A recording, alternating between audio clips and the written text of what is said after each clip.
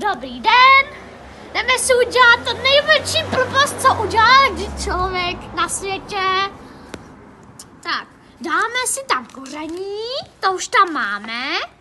Žvejkačku. Takový polovičně kyselý. Kostičku, aby byl pes Herkules. A to je všechno.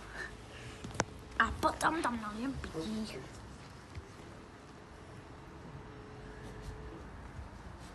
Trošičku lej. Tak, můžete se podívat. Koukejte.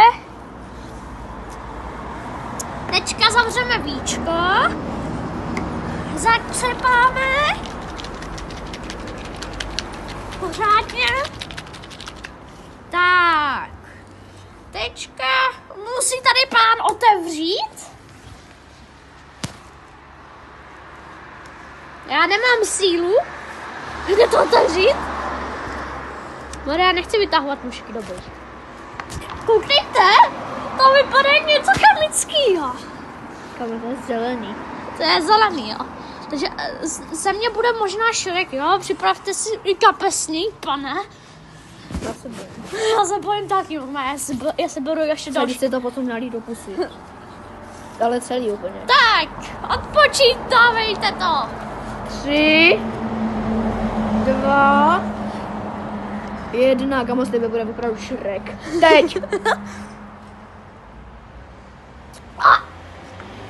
Fuj. Co pak, nechutnávám to, pane? Ne. Na to chci vyzkoušet taky, podržte kameru. Chutná to? Ne, ale to kyselý blázen. No dobré. Je to dobrý? Ne. Kyselý jak blázen. Jo, tak jo. Tohle bude všechno.